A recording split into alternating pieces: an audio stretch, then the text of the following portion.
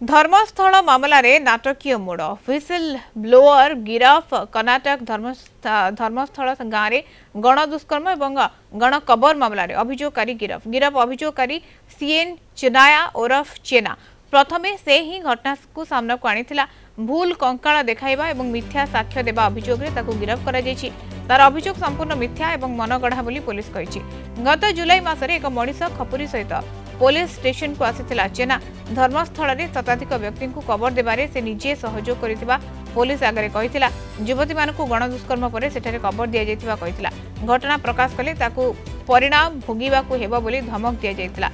एने परे तार बयान रेकर्ड होइथिला किंतु तार बयान उपरे संदेह प्रकाश करिथिला एसआईटी टीम एवं यह मिछ प्रमाणित होइथिला। मिछ धरा पड़िबा परे ताकू गिरफ करा जायछि।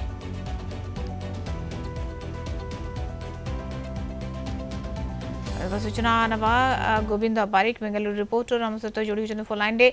गोविंद ये नाटकीय मोड़ ये ट्विस्ट सामना को आसला जी पुलिस पाख को जाइथिला से ही वर्तमान समय गिरफ होइछि अर्थात सबकिछि मिछ मु मधुस्मिता कहबी ये जो कर्नाटक धर्मस्थल इश्यू ये एदिका माने दीर्घ पाखापाखि 1 मास धरी एसआईटी तदंत आरंभ करथिला।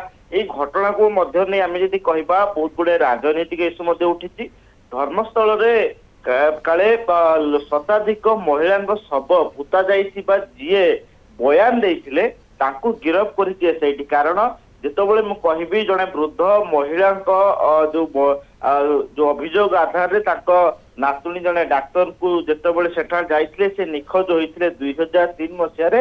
ତା ପରବର୍ତ୍ତୀ ସମୟରେ जे अभियुक्त जे गिरफ होती वर्तमान सीएन चेनाया सी जो बयान देते से बयान आधार ही पुलिस तदंत आरंभ करथिला खोलिबा आरंभ प्रक्रिया आरंभ करथिला।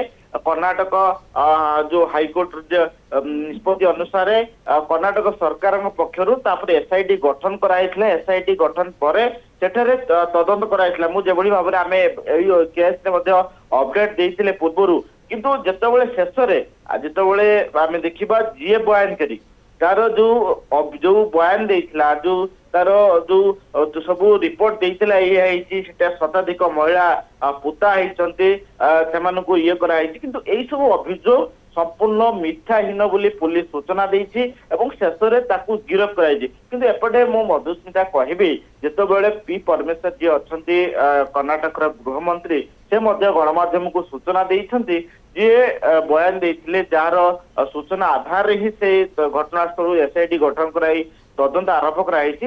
ताकू मध्य जेहेतु मिथ्या बोली प्रमाणित होइछि तार सबु जो जहाँ बयान देथिले गुडी को मिथ्या ताकू गिरफ कराई किंतु तदंत एपर्यंत चलिबो एवं तदंत ई जो घटनार कौन कौन सत्यासत्य उपरे मध्य पुलिस अनुसंधान करिवो मधुस्मिता कहबी।